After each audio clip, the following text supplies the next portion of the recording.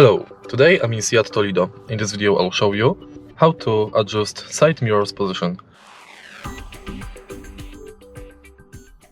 In the beginning, let's take a look at the driver's doors. Right here we've got this panel.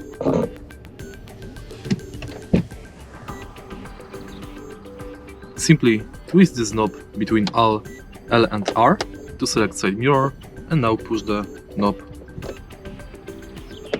to right, left, top or bottom.